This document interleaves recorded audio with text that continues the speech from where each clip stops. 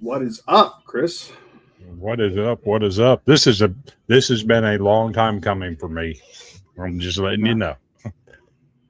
Well, I'm glad we were able to make this happen. And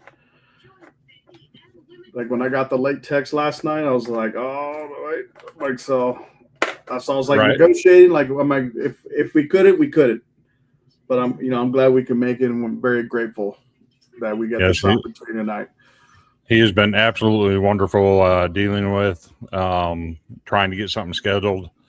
Utmost respect for him to be willing to do it in the first place. He does become our second Power Four head coach. Of course, the University of Washington was our first. Right. But we're here. We got us a guy. But first, we need to introduce somebody because we have a special guest co-host tonight that might know a thing or two about Hawkeye sports.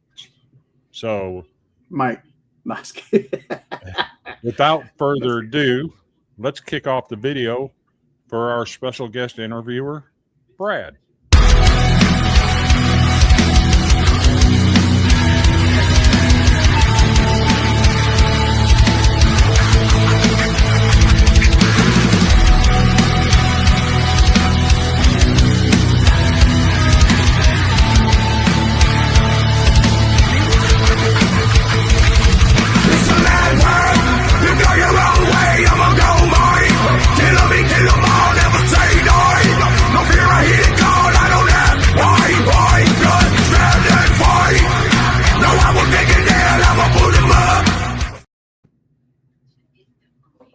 Add him to the stage, and there you go. All right, you got me in. What's up, gentlemen? How are you guys? Would you rather be on that view or the other view? Can you see me in the other one now? Yes. Let's do the other one. All right, let me switch you. There you go. How's that work? Much better, gentlemen. How are we doing today, guys? Doing Very, great, very doing good. great. So we got this the is a technical treat. Stuff out of the way. I've done Heck a yeah. couple shows. I've done a couple football shows with you, but never a baseball show. So this is a treat for me. Heck yeah. So welcome to the Golden Broom, Brad. Thanks, man. I think this is maybe my second time ever. Maybe like I 2 think 3 so. But But First thanks with for me. having me, gentlemen. First with you, Terrible Terry, man. I'm We've excited, been, man. We've been talking about this for a while. So. Oh yeah. Hey, what better time than now, right? Yeah. Yes, sir. So I'm going to do something a little different tonight. Generally, I have Terry introduce our guest for the night. I'm going to do it a little different tonight. Brad, can you do the honors and introduce our special guest interviewee tonight? Yeah, you betcha, man. This is a huge honor for me, obviously, running the Hawkoholics podcast, man. This is exciting stuff, and then being involved in the baseball. So without further ado, it's my honor to bring on Coach Rick Heller from the Iowa Hawkeyes. Coach, welcome in, man. How are you doing? Yeah, hey, you're doing great. Thanks for having me, guys. I appreciate it. So I'm going to go ahead and kick this thing off real quick. Hey, this is awesome. As we know, today has been a very heavy day in the world of college baseball. An absolute legend in the game, John Anderson, passed away earlier today. Thoughts and prayers with Jan and the family, everything going on there. Coach, I know you coached against him for a long time. Go ahead and offer your thoughts about this. It's just devastating. I mean, as everyone sees, the legend John Anderson, the great baseball coach, leader of the Gophers for all those years. I mean, John's my friend and a mentor and a guy who I reached out to when I was young, and he reciprocated always with kindness and wisdom and help. And, I still, even after John retired, I still leaned on John, when I would have a question or something that was going on in the Big Ten or something that was going on with the NCAA, because John was much bigger than the Gophers baseball coach. John was a leader in the Big Ten for 40 years in the baseball world. And John was a leader in the ABCA and the NCAA in trying to get rules changed and things done that made our game better. I mean, John, to a fairly young guy getting his first Division I job in 2000, John was bigger than life, the record he had it at Minnesota, and all the great players that he had coached, and all the young men that he's influenced and touched, and his assistants, and being an upper Midwest guy, John was the man. John was the guy that we all looked up to, and losing John way too soon and way too young. I mean, this was a really rough few days for me personally, and condolences to all the Gopher family, especially his wife and daughter, and Ty McDevitt, current coach, and all these former assistants, Rob Fornseer, Lee Swenson, all those guys. I mean, I grew up. It's weird. We can maybe hit on this because this is something different, guys, about the game you don't see anymore. That as I enter my 40th year next year as a head college baseball coach, when I first started out in this game, we could go toe to toe, knock down, drag out, whatever it might be, and then we could go break bread afterwards and have fellowship. And I really miss that, because that you don't see that today. And a lot of guys, my first 20 years, 25 years, I mean, that was just the norm. We fought it out hard on the field, and then we'd go break bread afterwards, and go have a beer and maybe eat at somebody's house, or and then go at it again the next day, and then they do the same when they came to your place. And both John and I grew up in that era, and I feel fortunate that I can call John Anderson a good friend. Words well received. You can hear the emotion in your voice. I know it's been a hard day. I certainly appreciate you coming in and doing this, despite what's going on today. I'm going to go ahead and let you guys get started. Let you guys start throwing some questions out,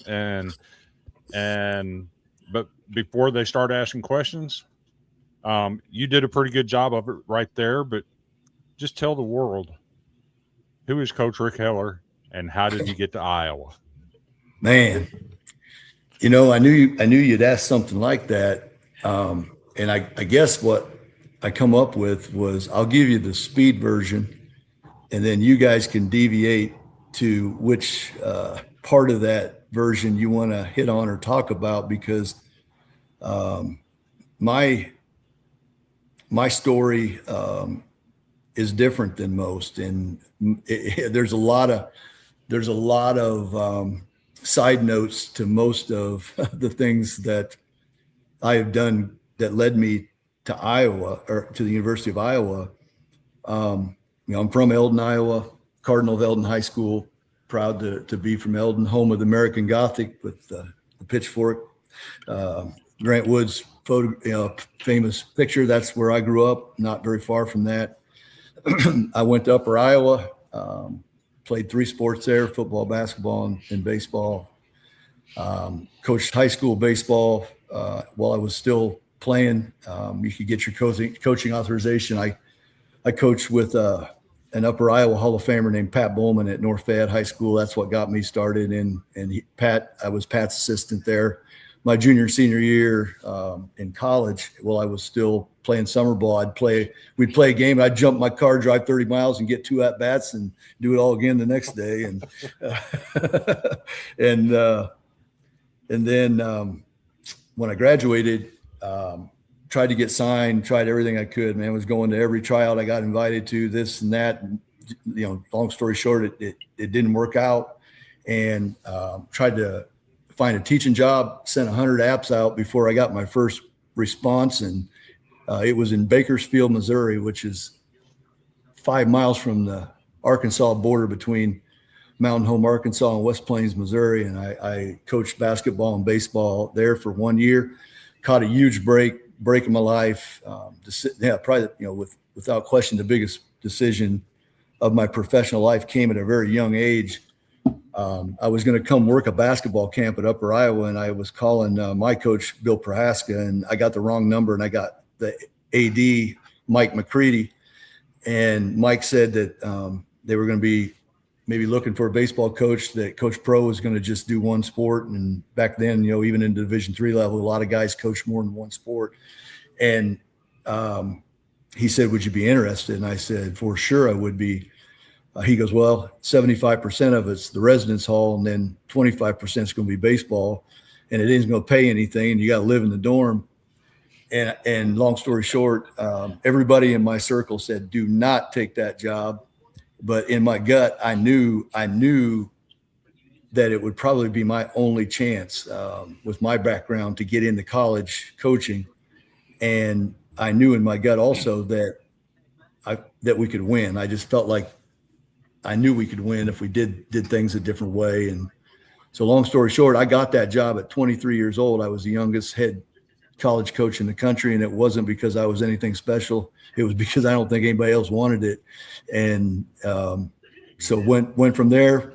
After a couple of rough years, we started winning, and then we won championships and went to World Series in '96, and ended up in a similar situation at the University of Northern Iowa, who was in the Missouri Valley Conference when it was really rocking and rolling. It was loaded back then, and UNI was underfunded, undersupported, had to play at the old minor league field, which was 8 miles from campus, and a bunch of negatives and not a lot of money to give in scholarships. And same story, I sat in that Unidome parking lot and beat my head on the steering wheel and said, do I take this or not? And I wanted to coach at the highest level. And again, a Division III guy, and you guys probably are aware of this, but man, once you get pigeonholed into a certain level, it's tough to get out sometimes. You get classified as a JUCO guy or D2 guy or D3 guy. And I'd been 12 years at Upper Iowa, and I felt like, man, if I don't take this, I'm probably not going to get that opportunity again. And so thank God I made that decision to say yes, and took the job at the University of Northern Iowa. And it was a 10-year run there, and had some special teams, won a championship. And then they dropped baseball, which was really, really hard on everyone, but especially me, because I felt like we had done everything we could to be a team player. I mean, we virtually raised every penny of the budget, and we're doing concerts and setting up stages and parking cars and doing everything we could to raise the money. And then they dropped it. And it was kind of the cold, hard facts of life for me that, maybe they didn't care as much as we thought they would if we worked hard and did good things. And anyway, so after that, I ended up catching probably the break, the second biggest break other than taking that job at Upper Iowa was I was offered the head coach at Indiana State University in August, and I was going to Creighton. Ed Service and I are good friends at Creighton, or Ed's just retired 1 year out, but Ed said he would help me out, keep me in the game. I'd be his volunteer until something happened, and was in a U-Haul in July heading to Creighton, and Lindsey Meggs was the coach at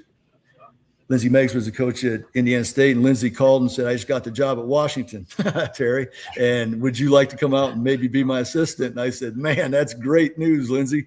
I said, I sure would, but I'd really like to be the head coach at Indiana State. Can you put a word in for me? And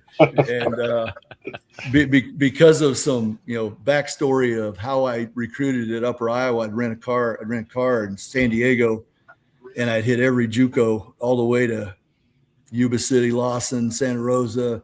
And I'd be out there for a long time and just beating the bushes for JUCO players in California that was loaded with talent.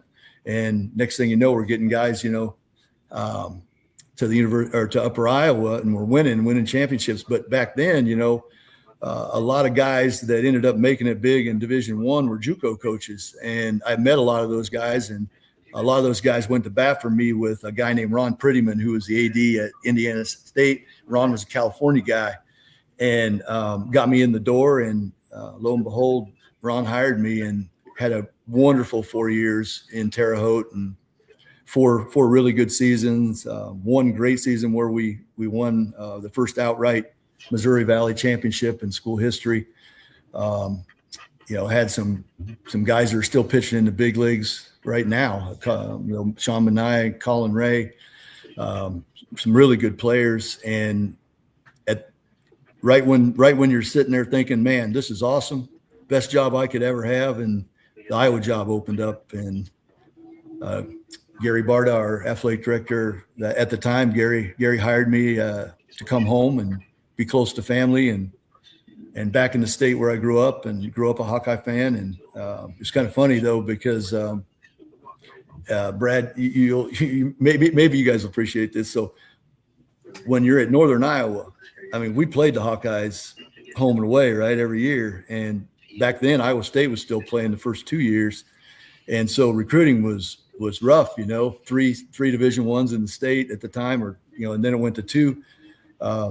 But you kind of grew to hate them, because they were the ones that had all the support, they had all the money, and Coach Banks and legendary Coach Banks, and so Marty Sutherland is a longtime assistant. He played for me, was on our championship team at UNI in 2001, and then he coached with me for I think 7 years at UNI, and then he's been with me all.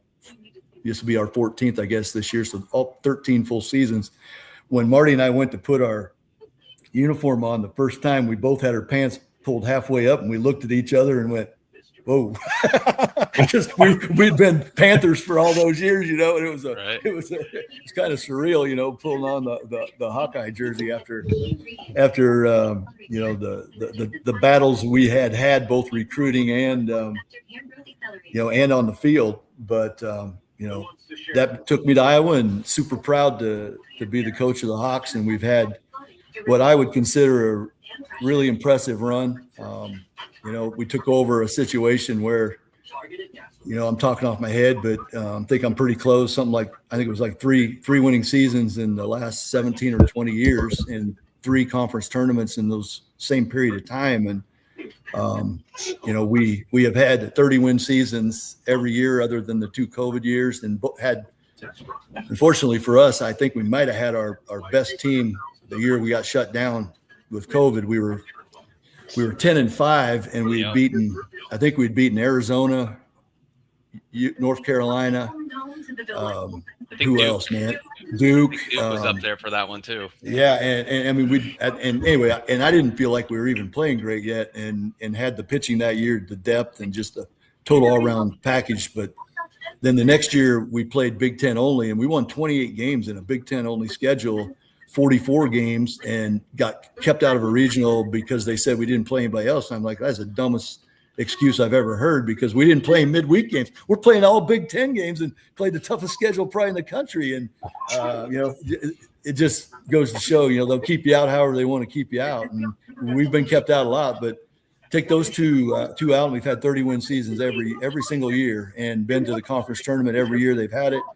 And been to 3 regionals, and probably should have been to 4 more if things were on the up and up, but they're not. But that's the way it goes. But it's been a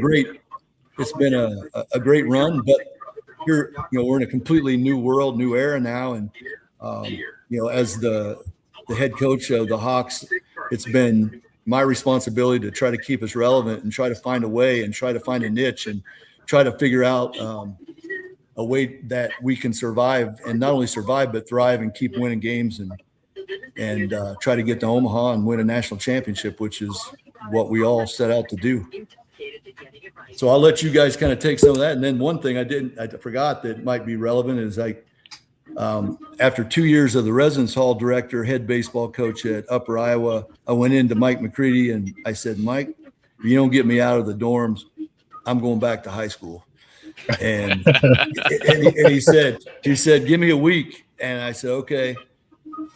And in a week, he said, all right, here you go. It's going to be head baseball, assistant football. You're going to coach receivers. So the next 10 years I was doing football and baseball. So we all owe Mike a big thank you for getting that housing situation figured out. Yes, sir. You might not be sitting here right now. Yeah, I probably wouldn't have quit. I was just trying to play my cards hard. It worked. So we don't have any set order that we go in. We just start rambling off questions. You guys want to go first? We'll let the Washington guy, let him have it. So I'd like to start out with, recruiting. Now, you said Iowa has 3 Division I schools, obviously within the state. Not anymore. Well, Yeah, not we're anymore. down to 1 now. We'll talk about that later. Yeah. All right. But what are some of the challenges, if any? Before I get started on that, I just want to say also I saw that you've surpassed the 1,100 win mark, so congrats on that. Thank you. Wish you many more wins and success as the years come. But in terms of recruiting, what are some of the biggest obstacles that you have to face in terms of bringing a guy in? Well, I guess I'd start out by saying, I guess as I talk, I don't want any of this to come across as complaining because it's not. But a lot of people don't understand how the game really works and how baseball, for example, it's been a game of haves and have-nots forever, for probably 100 years, 50 years. And what I mean by that is we were always an equivalency sport, which meant that we had 11.7 scholarships in baseball to split up amongst whatever your roster was, and baseball's had a roster cap for quite a while. And I don't know if you guys realize, but we were the only sport in the NCAA that had a roster cap for all those years until we just changed that rule here recently and went away from the equivalency sports. And what they did now, they said, our roster cap is 35. So every sport can go up to a full ride scholarship all the way up to their roster cap if the school will give you the money to give those scholarships. So now we have a hodgepodge of schools that were kept at 11.7, those at 12, those at 13, those at 20, those at 25, those at 34. So you've got this wide range of support that each institution is giving to baseball. Well, back before this, with 11.7 scholarships, if your school, and when I say school, I mean the state side, the academic scholarships, the grants, the diversity scholarships, the hardship grants, the JUCO scholarships. If your school had a bunch of those, then that gave you an advantage at getting over that 11.7, right? So historically, the teams that you have seen on TV winning championships and in the World Series all the time had way more actual financial aid, or whatever you want to call it. I call it supplemental aid above the 11.7. Then you had some schools, I'll give you an example, like Iowa was a tough situation. When I got there, whenever you get to a school, you're looking for a niche, right? What's our niche going to be? Where are we going to be able to get above that 11.7? Can we get above the 11.7? How are we going to be able to get kids to come to Iowa that are really good players and play here? And at the University of Iowa, we're very good at academically in our state high schools, right? Very good. We're ranked very high. In my lifetime, we've been ranked 1 a lot of years. So what that says is the University of Iowa, Iowa State, UNI, they fill their residence halls up with really good students without having to give them crazy high academic scholarships. Perfect business model, correct? But it doesn't help baseball or track or softball or, all the sports that are equivalency sports and don't have full rides. So basically, when I got to Iowa, I said, if we can't get the best Iowa kids to stay and want to play here, we got no shot at turning it around. And you're looking back, I talked about what the wins were in the previous 20 years. We'd had 3 coaches fired in that time. Well, it was very apparent to me when I got there, it wasn't all those coaches' fault. I mean, it was the situation, and it was the fact that the school didn't have a lot of supplemental aid to get them above the 11.7, which made it really difficult when you're fighting somebody that's maybe got, 25 or 26 scholarships with their supplemental aid, and you're sitting there at a true 11.7. You're always going to come out, if it's a money situation, you're going to come out short.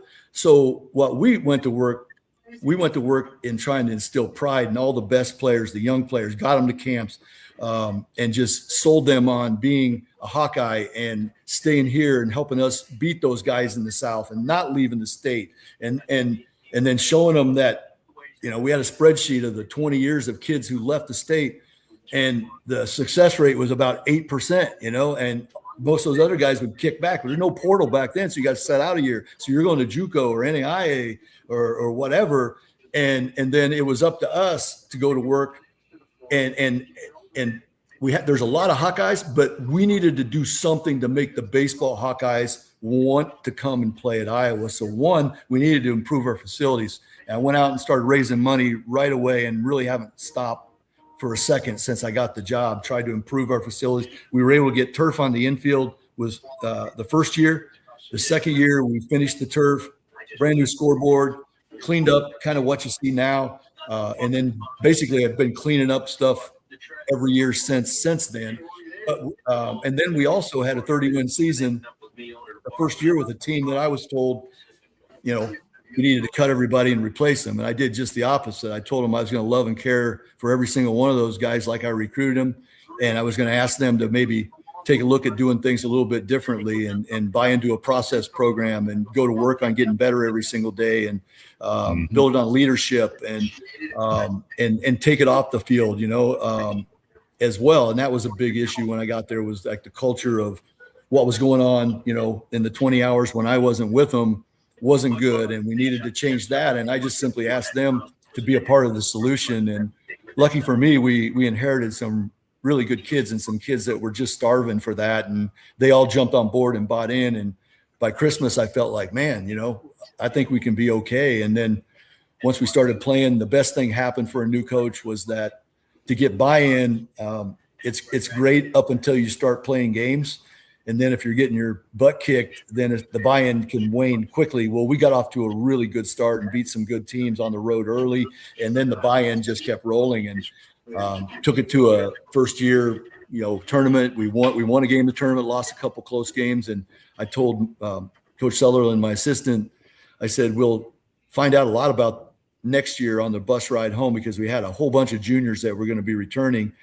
And I didn't hear a word till we hit Des Moines. And I'm like, we're going to be really good next year, because they were as mad as we were, because they felt like we could have won the games that year. And then the very next year with the same guys and, a few recruits that we were able to bring in, we beat Oregon twice and played Missouri State to go to Super Regional, won 42 games. And that really set the tone. So I felt like after those first 2 years, we had did what we needed to do for those kids to say, you know what, I want to be a Hawkeye. And then we just went to work on recruiting and selling as much as we could, the Hawkeye pride. And then we haven't touched on it, and we could touch on it for the whole time, is that like we have always been at the cutting edge on the player development side.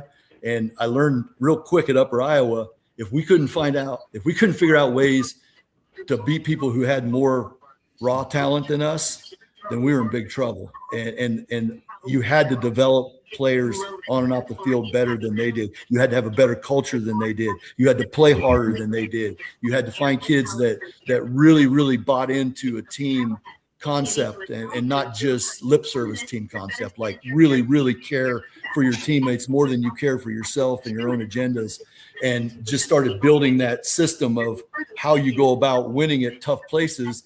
And then by the time I got to Iowa, I was pretty experienced and had been through a lot of battles and felt like our system was really good. And we just kept rolling with that and developing the best. I felt like we were way ahead of the major leagues and a lot of the pitching stuff, which is why they stole, my guys were Desi Drussel's in the big leagues with the Yankees and Robin Lund's in the big leagues with the Tigers. And I mean, we were way ahead of a lot of people with our player development. And, you can say it's, everybody wants the black and white, the analytics and the non-analytics. And it's not that. It's taking everything that you can gather anywhere and helping yourself get better and improve your team and improve your players. And we've just done a great job of that at Iowa. And we've had to overcome it, but that's how we did it. We got Iowa kids to want to stay. Did we get them all? No, we didn't get them all. We found out if we weren't in early and we didn't have a chance to kind of paint the picture of what we had as a vision for the success at Iowa. If we were late to the party, late bloomer, and a Southern school got in and we had not had that opportunity, we didn't get any one of those kids. We lost every one of them because by that time they weren't listening. They were just seeing the shiny and the name on the jersey, and so we had to be the best at finding those kids. Well, now we've flipped the script, and it's 34 full ride for some. Whatever you have, we don't have the support that a lot of the schools do, and we were basically getting kids to come to Iowa for 10 or 15,000 more dollars for the right reasons, for the reasons that we talked about, for the culture, for the program, for the development, for a program that was truly a family process driven program. And then all of a sudden that number of 10 to 15 turned into 60, 100, with NIL and now rev share and all this. And so really we're just kind of sorting through how in the world we're going to compete when, they can come in and offer the Iowa kid now. We had guys that get offered in the 27 class, got offered $100,000, full ride plus $100,000. I mean, I'm not going to be able to beat that. And there aren't many kids that are going to turn that down, even if it is the right reason. But it's kind of crazy. It's almost, this is wild. So the last couple years, where our kind of niche has drifted? The kids that went out of state and realized that even if they made a lot of money and had a full ride, that if somebody doesn't care about me and they don't develop me and they just roll the ball out and the best players play and I'm not getting better, no amount of money means anything. And so we have been getting tons of kickbacks of the guys who left that come back in with 7, 8 every year since that started happening, of the kids who left, found out that maybe the grass wasn't greener, knew they should have came to Iowa for the right reasons, and then now we're asking, can we come back? And we're getting a lot of kids like that in our program as well. And then we seem to always get the majority of the kids that we want. I mean, we do our research and we know what kind of kids we're looking for, not just from a talent standpoint, but we know the makeup and how the fit has to work here. We get them all to come and take a look, but like we talked about, I mean, you're not going to beat, the kind of money that's being thrown around if you don't have it to fight with. So that's kind of the answer to that, Terry. It's just been a complete 180 really in about 3 years here, from the way it used to be to the way it is now. And it's ever changing. And I guess the challenge for a guy like me who's done it going into 40 full seasons as a head coach is to not fall victim. Don't be the victim. Don't be the old guy that's all he does is bitch and moan and don't try to find a solution. So what we have done is we ask our players in baseball to the best of the best control what they can control, right? That's all you can do. The next pitch is all you can control. And for me to not do that along with them on the recruiting trail, fundraising, whatever it might be, I got to do whatever I got to do to help the Hawkeyes win. If that means I raise money 24/7, then I raise money 24/7. I got to do whatever I got to do. And that's kind of the approach I've taken. Do I like it all the time? No, I don't. I hate it. But I'm going to do whatever I got to do to give our team a chance to win. So and I just talked to real quick. Sorry, Chris, because you mentioned 34, and then I was also told another number earlier called 9, and that was from Coach Kevin Brooks out of Angelo State. I actually talked to him a few minutes before the show started, and he says, with the number increasing for Division I, he's like, they're starting to feel the effects from that too. Because I guess their numbers stayed the same over for Division II at 9 as far as scholarships. So you told me about that. Yeah, I mean, earlier. the thing that would have leveled the playing field a little bit, and that most, I'd say 75% of the coaches were really excited for, was when they went to the roster cap at 34. All of the coaches in the Big Ten, all the coaches in the North, they wanted a roster cap in the fall. And what happens is, over the years, there's guys who over recruit. So they'll bring in 50 guys, 60 guys, some guys even more than that. Well, what they're doing is twofold. One, recruiting's easy if you really don't have to pick. Like, if you three are shortstops, I got to pick one of you. It's way easier if I can take all three of you and then cut two of you at the semester, which is what a lot of guys were doing. You see what I'm saying? And so we had it right here. And then the judge, her big hang up was she was worried about the kids with the roster cap that were getting kicked out of those programs. And so she said, we had to DSI or whatever that they call it, that all those kids had to be tagged that were pushed out of the program. And then the tag players could be above the 34 and they don't count against your roster. So it's kind of like the COVID year. So we got 3 more years after this one of dealing with that before we get to a more of a level playing field where, a certain school that has no limitations on their roster after the 34, if they can get tag players. And a lot of guys kind of cheated. They tagged all their players, so they had nobody that wasn't tagged. Well, that means they can have as many guys as they want after the 34. And so you got schools now who are sitting there with 34, 36, 38 maybe. And then you got guys still have 50, 55. Well, what they're doing is they're taking guys off the board. That's what they're doing. They're taking them off the board. And and when you take enough guys off the board, the trickle down, to your point, like if we would have been able to have a roster cap at 38 in the fall, the trickle down and the quality of baseball all the way down to the Division III level, the D2, NAI, it would have improved everywhere. It would have helped baseball a great deal and the good of the game. And that's what a lot of us have been fighting for years, is a roster cap in the fall, because one, it's cruel to those kids. I mean, can you imagine, and kids get cut right before they come to school, a month before school, and then they cut however many guys at the semester. Well, in the old days, it was even worse because you didn't have a transfer portal. Now, at least those kids, they're going to miss that season, but they can go to a Division I if they want to the next year. But anyway, once that gets cleaned up, and it's not going to happen, for a few years, that'll really help spread out the game. Because I said for years, the guys that have all the money, like 34 full, tons of NIL, $1 million rev share, 700,000 rev share, they can outbid each other for the best guys. But if they can't take all the guys, there's enough good players out there that will be able to compete and beat some of those teams, because just because you have the best players doesn't mean you have the best team, right? But the way it is now, the amount of talent some of those teams have been able to accumulate and to keep kids from signing pro, which is another completely different topic that's happening. I mean, the amount of position players that are in Division I baseball that would have been in pro baseball 5 years ago, it's staggering, the amount of guys that are getting more to play college than signing bonus to play. Why wouldn't you take 2 signing bonus? You'd be an idiot not to.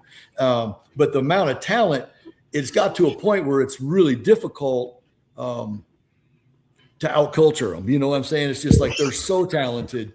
They can run 8 guys against your left-hander. They can run 8 guys against your right-hander. I mean, they got all these guys on the bench and all this depth and all this talent, and then the best arms. And it's more challenging now than it's ever been. But we're hanging in there, and I feel good about the things we've been able to do and how we're trying to figure things out. But that's just kind of the lay of the land and how it works. And it's never been a level playing field, but it's never been more unlevel than it is right now. Right. even within conferences. And you mentioned players getting cut by other schools. I think Brad has a question about that, about a specific player. I don't know if you can talk about names and specific players. Go ahead, Brad. I know. So you touched on it already, and when we were talking about the recruiting, obviously, the local kids coming back after they see it's not so shiny. So obviously, had a situation obviously that just happened where someone did have their scholarship pulled. So, I mean, I got kind of two questions with that. One, how was the relationship with him? Because I know that went quickly, where it was kind of like news broke, they pulled it, and then he signed with Iowa. So I guess talk about how you guys stayed in contact with him. I know he signed with Ole Miss for 4 years prior to this. Yeah. So like he's been off the board for a while. And then piggybacking on what you say, do you think this also then goes and kind of helps you guys again with that recruiting thing of like, hey, don't fall for the shiny thing, because if somebody comes back, they're going to pull your scholarship, so to speak. So Yeah. Well, let you talk on that. Well, no, Brad, that's a good question. To your point, there probably couldn't be a better example of that moving forward with other guys. But, you know, it's kind of lost its, I guess, fear factor of going somewhere and then getting cut, because they can always go somewhere else now. Whereas before, you know, they couldn't. They were kind of limited, you know what I mean? So it's kind of like, well, if I'm going to get 50 grand in a full ride to go to the SEC, why not give it a try? You know, because I can always call Rick if it don't work out, you know, and at least I gave it a shot, you know, and I mean, in human nature, you really can't necessarily blame a kid if he has that kind of money coming at him. In this case, it was different because the Harris kid, his dad, Scott, and I played against each other in summer leagues forever. My assistant Marty played against them forever. Marty gave lessons, I think, to both the Harris boys. So Scotty, his dad, even though, you know, his older son went to Ole Miss and was on their World Series championship team and played great in the series and down the stretch for them. And we were disappointed, obviously, that we didn't get him, and we were disappointed that we didn't get, you know, his brother. But we don't burn bridges. I mean, if any one of you told me, you know, hey, you know, I'm going here, I'm going to wish you luck and say, I wish you hadn't, and this is the reason. Maybe I think you're maybe making a bad decision, but it is your decision, and I respect that and keep it. I'm not a guy that's going to rub it in or scream at you or yell at you. You know, I'm going to wish you the best, and maybe if it don't work out, you will call me. And so both those doors had been left open to a degree. And the thing that made this work, and it was a bit of luck, was a lot of years we would not have been able to do anything because we might have been out of a roster spot.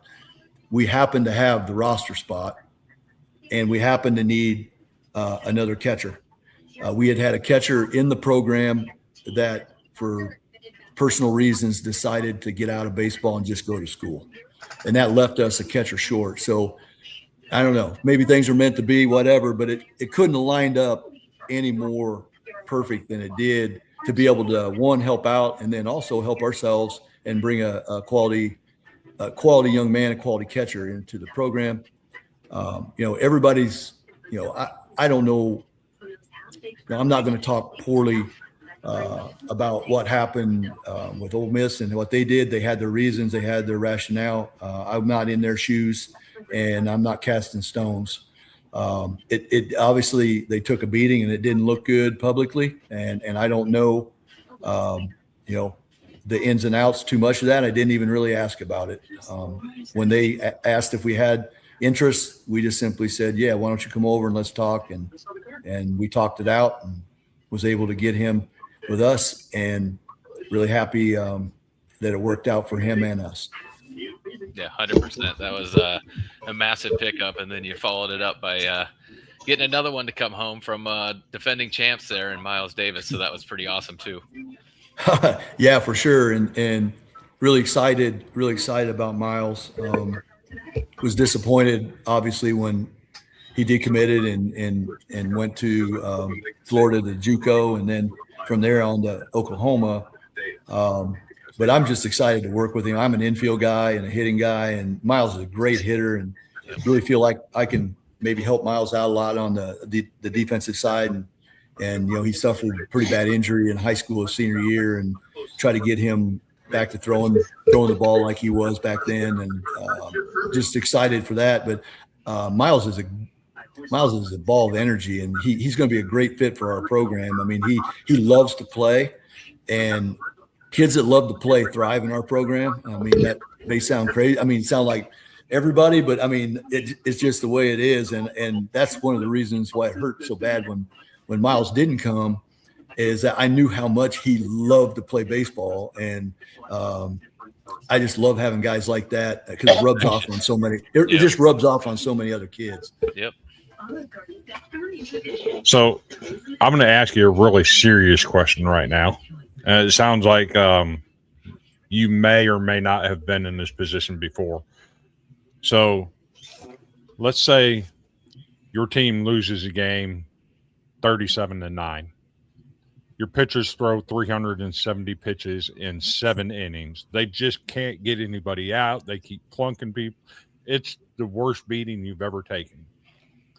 You're on Highway 20. It's 1:30 in the morning, driving across rural Iowa, and you're ready just to hang them shoes up, hang up the uniform, and just quit coaching. Who's that one person in your phone that you're going to call to help get your mind back right where it needs to be and get you back in the game?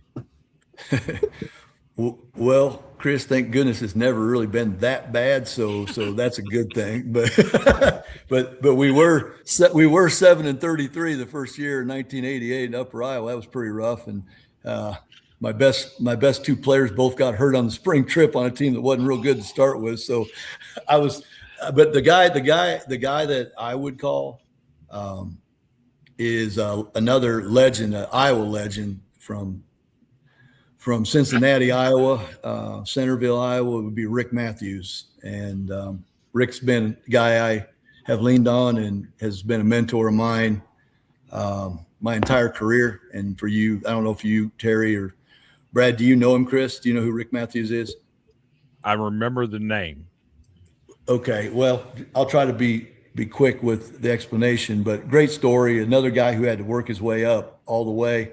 Started out high school, Eddyville High School, Marshalltown High School, Iowa Western Junior College, Indian Hills Junior College, minor leagues with the Royals, all the way up to assistant to the GM, and then was hired by the Rockies their first year that the Rockies were inception, first year of inception. He did such a good job in spring training. Don Baylor took him to the big leagues with him, and was in the big leagues with the Rockies for several years. He was with both Baylor and Clint Hurdle. When both those guys got released, they kept Rick on in numerous jobs, director of pitching a lot of those years, high-level scout. And I think Rick's probably 70, 75 maybe now, and he's still on the payroll for the Colorado Rockies from a little dinky town in southeast Iowa. And I knew him because my uncle was a teacher at Eddyville when I was a little kid, and I hit in the cage with him when I was a little boy. And when I got that job at Upper Iowa, I knew I was way over my skis, and I think he did, but he didn't let me know that. He made me feel like the best, the best of the best, and he let me go to the convention with him and sleep on his floor, and I consider Rick the smartest baseball guy I know, and he would be the first call. See, we love stories like that. Beyond that, you talk about you think you can help some hitters. So today's day and age in college baseball, the talking point is launch angle and pimping home runs and all of that nature. When it comes to offensive approach, do you prefer the launch angle method or a longer path in the zone? And are you okay with one of your guys pimping a home run, maybe tossing the bat? Is there a limit on what you want them to do? Yes, to the last one. And to the first one, it's just way bigger than that in the hitting side. There's just so many different buckets with hitting. You know, you've got movement, you've got vision, you've got all kinds of crazy stuff we do with tests for impulse control and non-impulse control. I mean, we take it to the highest level with trying not to be tip givers, I guess is the best way to put it, and trying to close boxes and mental game skills and approach. But I guess to your question, ours is a team offense approach where putting the ball in play still matters. We play in the North, okay? And that means that some years the wind blows in the majority of the time. And we have to be able to score runs on days when the wind blows in. And we have to be able to score runs on days when it's really cold. And we have to be able to beat the best pitchers on those days, which means that we have to teach every day team offense, moving runners, being the best we can at running the bases. We have to be good at the short game and bunting. But when you talk about launch angle, to me, I mean, again, it's not black and white. I mean, what we have now, in my opinion, we're doing the same. The best coaches are still trying to do the same thing. We just have way better resources to teach it. You know what I'm saying? Because if the launch angle is between 10 and 25, which is where every good hitter on the planet wants to be, you hit balls way harder, right? I mean, you're hitting balls, exit velos 100 plus. I mean, if you take your team and you test early and you test measurements for their movement, so you're not just telling some guy to do something that he's not capable of doing, you try to put them into their best situation for their bodies to move and swing the bat as fast and efficiently as possible. Try to eliminate a lot of slop or wasted movement, and just really try to build the engine as strong as you possibly can. All of those things that we have now, I mean, you can take a swing and you know what the launch angle is, you know what the exit velo is. To hit balls hard, what do you have to do? You have to swing at good pitches, right? I mean, you can have contests now in your cage. You can have exit velo contests. Well, you watch the pitch recognition get a lot better, because if they swing at crappy pitches, they're out of the cage. You swing at a bad pitch, you hit at 80 mile an hour, you're out, and you can do all kinds of cool stuff with all of that, all that information that's out there. And you're not just, I guess, launch angle. If you're talking like the guys that say it's just like all lift the ball and hit it out of the ballpark, we're working on launch angle, but we're trying to put guys on playing with the ball as long as we possibly can and generate as much bat speed early as we can so that they can drive the ball. But we also need to be able to hit off-speed pitches the other way and hit doubles in the gap. And that's what we focus on a lot, is like, if you look at most of the championship teams or the best offensive teams, they're going to lead the league in doubles. They're going to hit their share of home runs. But like on windy days, cold days, even your smaller guys, your non-home run hitters, it's our belief that it's our job as hitting coaches to get everybody to hit doubles in the gap, because doubles win games, and to try to hit a lot of doubles, high on base percentage, as much OPS as we can possibly generate with our weather. And that's what we do. We take each guy. I mean, do I have my own beliefs in what I would love to be able to do? And I learned this as a football coach, and I can go back to this. You'll hear a football guy randomly say, well, we're going to run the veer. And I'll be like, well, your quarterback runs like a 5.2 40. What the hell are we running the veer for? I'd like to Earl Weaver and hit 3-run homers all the time. That's way easier on me. But we have to take the talent we have and then try to orchestrate a team offense out of the talent we have each year. Like last year was one of the better team offenses that we've had since I've been at Iowa. We led the Big Ten in hitting last year. but I would tell you this, it was a little disappointing for both Marty Sellerland, who's our hitting coach, and myself, who's a hitting guy.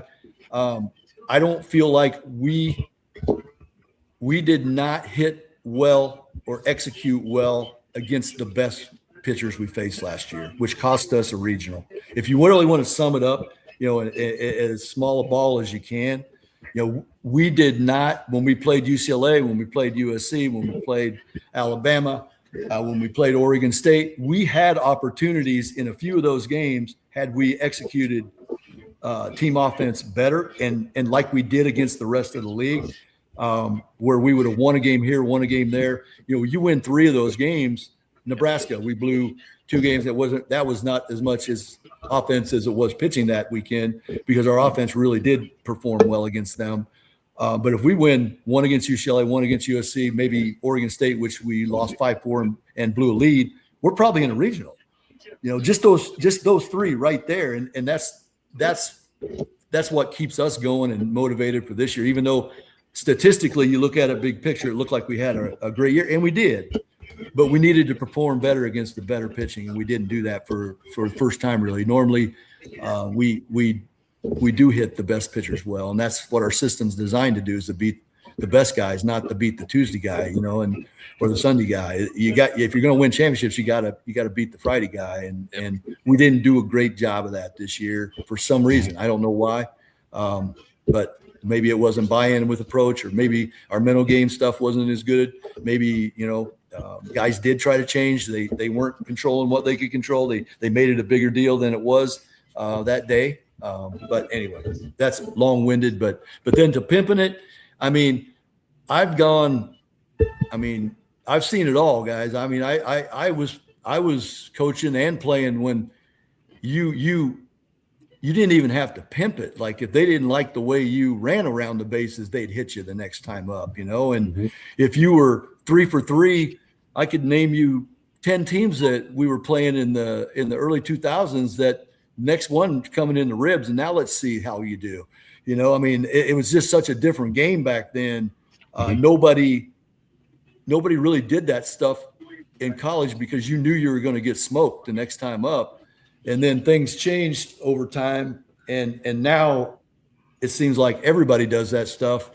And so it's been difficult for me, because I really have a firm belief that you have to respect the game, that baseball is really hard. And I got a firm belief that you should respect your teammate, or your opposition. You should never disrespect your opposition, and have beat a lot of teams, in my opinion, because we did not get caught up in the trash talk or the gibberish that we just worry about ourselves. I would never let our guys retaliate on the bench jockeying, the mouth, and just block them out and play. And I believe we've won way more games than we ever would have by allowing them to chirp back.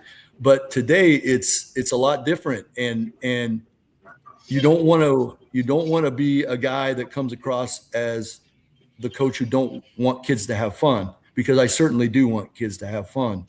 And if a kid celebrates and it's honest and it's not pointed at the opposition, that's kind of where our limits are with that. But if I go down as the guy who thinks it's wrong that you showboat and disrespect the pitcher, or a pitcher disrespects the hitter after that pitcher just gave up a home run the inning before and walked 2 guys, and that hitter struck out the previous 2 times, and then wants to rub it in his face this time. I don't like that. That's not who I am. It's not what I try to promote. But I have had to, in the last few years, say, hey, that we don't do that, and apologize. I still will apologize to you if you're the manager of the other team, if somebody does. I get it. Kids can be knuckleheads, and we all have them from time to time. And I'll just say, hey, I'd say, Chris, I really apologize. He was a knucklehead. He's sorry. He didn't mean it. And then I like it when somebody says that to me too. But not many do that anymore. They just think it's part of the game. And I guess as long as I'm coaching it, it's not a part of the game that I have a lot of respect for. Very nice. I know you touched on it. So last year, obviously, we had the struggles against some of those top pitchers and some of those top tier teams. This year, you're definitely going to have your chance at some redemption there. So talk to us a little bit, man. I think this might be one of the most loaded Iowa schedules across the board, even in conference play, I've ever seen. What was kind of the thought process behind that? As I know you've added we have LSU, former champion, on there, and then you got a bunch of early 8 class. So talk to us a little bit about that thought. Well, the scheduling in baseball is interesting because 2 of those tournaments were scheduled like 3 to 4 years ago. To get in the Globe Life, to get in the peak event tournament in Vegas, I've been waiting 5 years for that tournament. So when you make the schedule, you really don't know who's going to be in or who you're going to be playing, and unfortunately, you don't even know if it's a good year for you to be playing a schedule like that. All right. I guess the way I look at it is those tournaments that we're in early, they're as close to a regional setting as you can find in regular season baseball. And so getting into the good tournaments with good people that run them first class is not easy. So you have to schedule way out to get in those. And I would rather do that and put our guys in a situation where if we happen to get an at-large or we win the championship and we get into a regional, they've had that experience at least a couple times when we go to the first game of the tournament. And then on the other side, it's just inevitable, Brad, with having, UCLA last year when we caught them, I guess I would tell you guys this. In college baseball, there is such a fine line between winning and losing in every single game you play. It doesn't matter who you're playing. What matters most in college baseball is when you catch somebody. And the years that you really have great years, you catch guys at the right time. And unfortunately for us this year, we caught some guys at the wrong time. UCLA was absolutely playing lights out, when we played them. And they were the best team in the country. I would have told you then that in my entire career, and we beat LSU, 4 years ago when they won the national championship.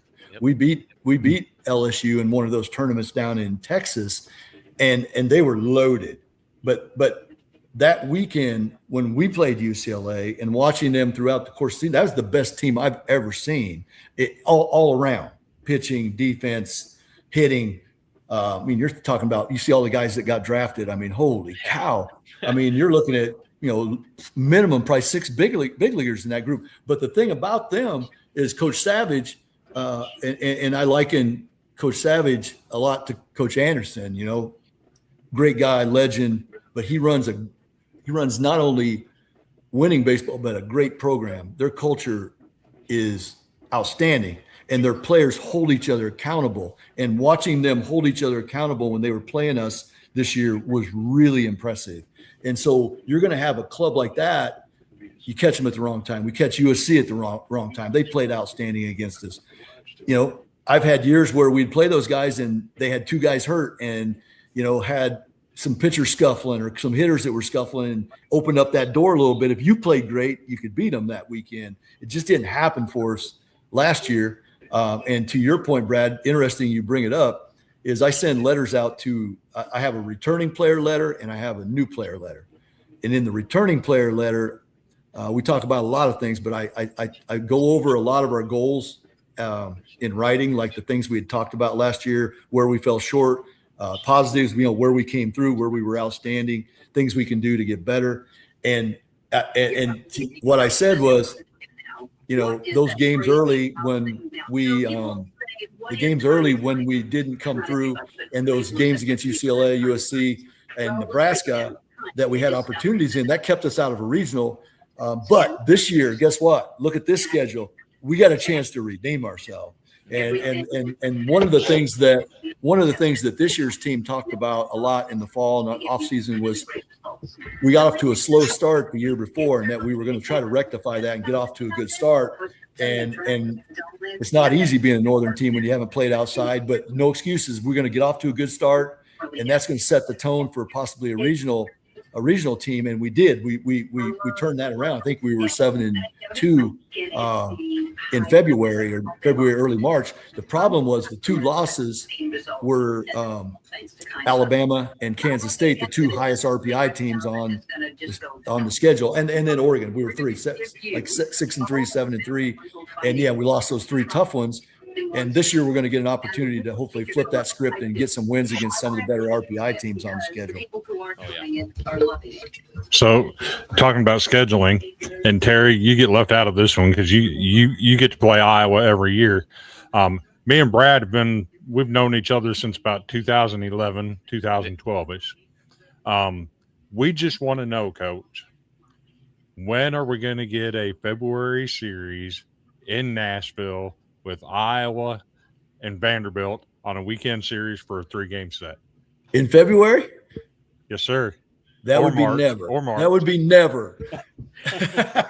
because the first 3 weeks, not because I would love to play Vanderbilt and Coach Corbin and have a lot of respect for their program. But if you think about it, it's cold everywhere potentially in those first 3 weeks of the season. So my goal is if I'm going to fly, travel, whatever, I'm going to go somewhere in hopes of being warm. So week 1 this year, we're going to go to where the Braves train down by between Punta Gorda and Sarasota. Pretty good chance it's going to be okay down there, and then Globe Life, it's got a cover on it. So I know we're going to be okay there. Then we're going to Vegas. Pretty good chance we're not going to get rained out there. And it's going to be pretty warm. So if we were ever going to play Vanderbilt, it would probably have to be midweek or bye week when I know that we're not going to go and play in 30-degree weather when I could possibly be playing in 30-degree weather at home, But I'm sure as hell not going to travel that far and then play in cold weather. That's fair enough. Maybe the best we can do is get Iowa in a Vanderbilt regional or something. That would work too. That would be awesome. And I love Nashville, and I'm a country music guy, and have been to Tootsie's many times, and Robert's Western World's my favorite, and just sitting there and listening to music. Yes, sir. Fun.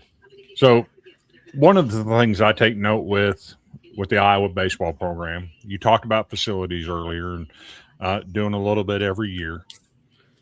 This picture behind me, and what an impact that has as somebody that's trying to grow the game and make the game better, to see a school like Iowa do this, put the lights in and stripe the field and put the Hawkeye in center field. That stuff is amazing. Do you have any future plans to do anything else to the stadium than you've already done? Well, right now, Chris, we're in a major renovation, and it'll be one of the last ones, probably in my time. The whole middle section of chairbacks has been tore down, and we're going to put in a much needed modern press box with all the amenities. If you can picture it, it'll be 15 feet higher than the top of the old press box, so it's going to have a presence. It's going to have cool logos. It's going to have spattering of gold and black seats in the chairbacks, and then we'll have the new pro netting where there's no poles that you have to look through, which will be great. And then the left field or the first base, third base bleachers, they're getting a little facelift. It'll all be black. It'll all look the same. Just a lot of little cleanup. And that'll be finished before the first home game. So this fall, we can practice, but we can't play games there. So we're gonna have to hit the road. And you guys, I don't know if you're aware, but they gave us 2 more games finally after 40 years of us trying to get 2 more games. But so we're up to 4 games now. And softball still plays 8, but we got up to 4, so that's Baby a good step. thing. Yeah. And this fall, while I'm thinking about it, because I might forget before we cut off here, we're going to play two of those games in Cedar Rapids at the Colonel's Stadium. And then we're going to Mizzou to play in September, return a trip. They came up and played us last year at home, so we're going down there. And then we're going to play. We're going to play at the Field of Dreams. And Dan Fitzgerald from Kansas is a good friend of mine and was a JUCO coach in Iowa before he went down and worked with Dan Hefner at Dallas Baptist. And Dan worked for me his first assistant job at Northern Iowa. So good friends with all those guys. So I called Coach Fitzgerald and coming off the big year they had, I said, hey, what do you think about coming up and playing the Field of Dreams? And he's like, yeah, let me see what we can do. And check this out. So I'd been working with the Field of Dreams guys for a long time, and they were like, Rick, I think we got a pretty good weekend. It's October, I believe it's October 10th. And the Hawkeye football team, we're playing at Washington on Friday night, so we don't have a conflict on Saturday. And I thought, man, I think we can get a couple thousand people, right? I think it'll be a good crowd. We sold out 6,000 seats in less than 24 hours. I couldn't believe it. So that's going to be a great event. And right now they're working on trying to get the MLB bleachers in so we can sell some more and people don't get shut out. Because I went to the Iowa High School State Tournament was just played last week. And I walked in the ballpark the day after the tickets went on sale. And a guy grabbed me and he said, hey, I tried to buy my tickets this morning and they're already sold out. I thought he was joking me. I'm like, no way. He's like, yeah. So, yeah. Anyway, but yes, stadium, source of pride. We needed a source of pride. And a lot of very generous donors and friends of the program, boosters, alumni. Thanks to them, we have what you see and really proud of it. Well, that's kudos to you, Coach. I'm going to tell you what, that's kind of like an icing on the cake to what you've kind of built here. The fact that we're going to get almost potentially 8,000 to 9,000 people seeing a fall baseball game in Iowa tells you everything you need to know about what you built. So kudos to you and your staff, man. But that's exciting stuff. Is there any talk to potentially, I know this thing's picking up some steam and a lot of people want to see it. Is there talk to any TV eyes onto that, or is it just going to be? I don't know. I mean, this all happened so fast, and I was pretty much all of us were out recruiting. All of the assistants were at the futures games, down in Atlanta, and I was covering the Iowa State tournament, and so we haven't even been together since it broke, and I need to get on a Zoom call with all the guys down at the Field of Dreams who've been so helpful in making this happen. They're great guys, and see what's going on, and then take it from there with what you were saying, because I had a couple other people ask me about some TV stuff too. It'll be tough on a football Saturday, but maybe Big Ten Plus would cover it, something like that. Terry is the UCLA fan sitting over here just taking it all in. Ask some questions, Terry. Well, I'm waiting. So, but yeah, I would definitely love to see a Field of Dreams game, even if it is on my team there. But I just want to go over this comment real quick, just, get out of the way. This is from Coach Jody Robinson, or former Coach Jody Robinson. He used to be at Cal State Bakersfield, and he remembers Coach Anderson. So they used to coach against the Minnesota teams in 88, 89, 90. Make a lot of changes in the Big Ten. Plus, he was able to play early season games at the Metrodome, I'm assuming. Yep. So that would have been a fun one to see. Oh, yeah. But, yep. I mean, yeah, John was not only big, and that's one thing I didn't even hit on, was how big he was in the Minneapolis community and what he was able to do for baseball in general. Because when the Metrodome was there, John had a great relationship with the ownership of the Twins, and they worked hand in hand. And John had a really nice advantage where they literally practiced all their practices, and they played pretty much all their games up until they went outside in the Metrodome. They didn't have to travel hardly at all if they didn't want to. But the Metrodome was a safe haven for all of us. Like when I was Upper Iowa, we would go up. They would play games 24 hours a day. I started a game at midnight one time, a doubleheader. We started a doubleheader at midnight in the Metrodome when I was at Upper Iowa, and then you're driving back home at 5 a.m, no sleep, but we played 24/7, and it gave all the D3s, JUCOs, NEIAs, D2s. It gave us a place to play when we couldn't play outside, and back then you only got to travel maybe your spring trip with one trip for the small schools, So when the new stadium was built, John had to fight really, really hard to have baseball be a part of the Vikings' new stadium, because as you can imagine, the Vikings wanted nothing to do with any baseball being played in that stadium. And John took it all the way, to the governor, I think, to the state legislature, to have it written in the contract that baseball had to always be a part of that. Awesome. And I know I wrote numerous letters. John would say, "Hey, will you write a letter and send it to whoever?" And I'd write the letter to try to help all the guys that were going to get knocked out of playing. Now, did they get to play as much? No, not as much. And the Vikings are powerful, and they've played pretty hard ball, and they've made it kind of tough to get the games. They still do it, but it seems like it's a squabble and a battle every time. But John was very, very big in making that happen, not only for the Gophers, but for all the small schools in the Midwest that played there. Listen, that was one of the most ugliest fields, though, man. I can just see it, man. If you want to talk about turf that looked like it was shag carpet, it was that field, man. That's all. So some of the questions I want to ask, this is kind of like lighter side questions. I know with your, busy schedule and everything, I know there's times you got to make for yourself and your family. So, what are some of the things you try to do when you need a break mentally from baseball? Like whether it's hobbies or trips that you and the family might partake in. What are some of those? Yeah. Well, I have two daughters out of the house. My daughter Tara lives in Kansas City, and I have two grandkids, a grandson, granddaughter. My granddaughter is a really good basketball player.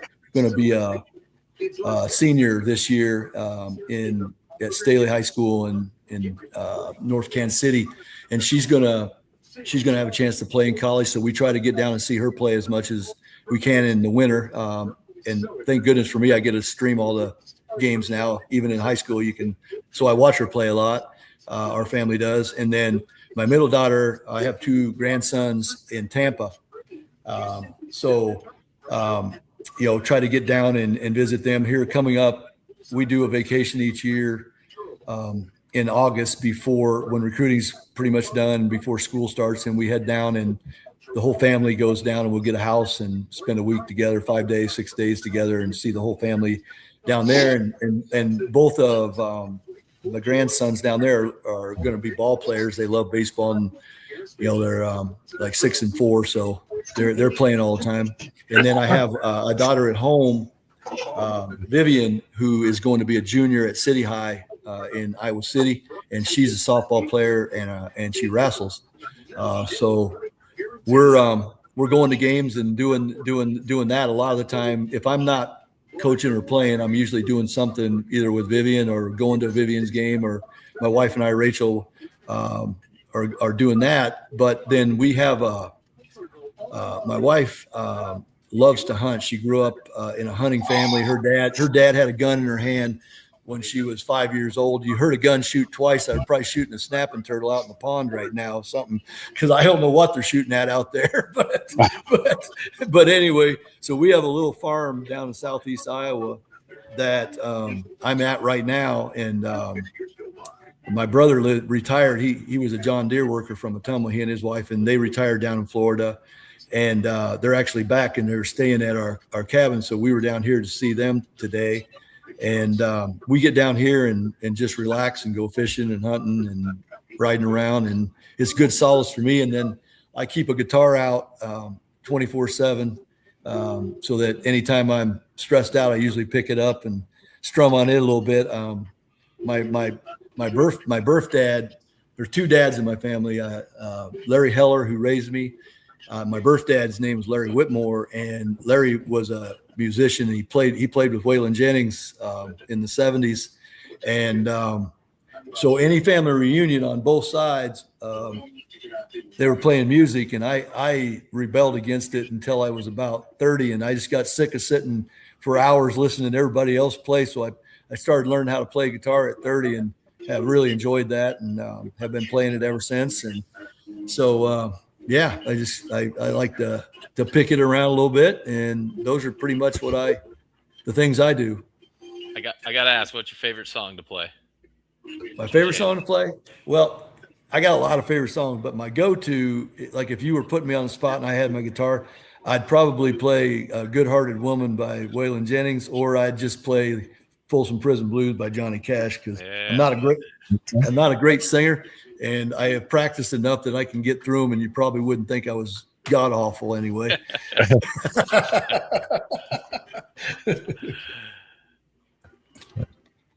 All right. So you seem like a very sociable person. So that brings me to this question. Myself and Brad and Terry are going to come to Iowa City. We're going to tour the Hawkeye facilities. Yes. We're going to spend the day with you. Okay. We got to know before we come up there our eating plans. Are you going to host us at your house, or are you going to take us out for supper? And what's on the menu? What I would do is I would throw it out to you, and I would say, both my wife and I are pretty good cooks, and we would love to have you eat at the house. And depending on the time of year, if it was halfway warm, I would do good Iowa steaks as the primary, unless you ask for something else. And then my wife is part Italian, so her Italian stuff is off the charts. If you wanted to go that route in the winter, but I'd also say if you like, going out to new restaurants and those types of things, I would give you that option as well. We could do that as well. But I'm more of a do it at home, and then we could sit around on the porch and shoot the breeze and do Johnny Cash or whatever we wanted to do. I'm down for the steak on the grill, right? Medium rare, please, Coach. Yep, exactly. I'll let My Terry wife- pick the schedule on that.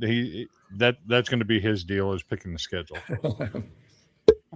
Yep. Well, I mean, for me, it's always, if I'm gonna go see a Hawkeye game, I just don't want to obviously see any old game. So if there's one series or even midweek game that you would recommend us to see where there's extra motivation from the team, that they're just super pumped about it, whether it's, like I said, whether a 3-game series in conference or even out of conference against those Cyclone fellas. I'm not sure if that's the rivalry is deep there in baseball, but they're gone. They're gone. They're gone. It's just Iowa. They dropped man. them. They dropped them in 2002. Then they dropped you and I in 2009. So they're gone.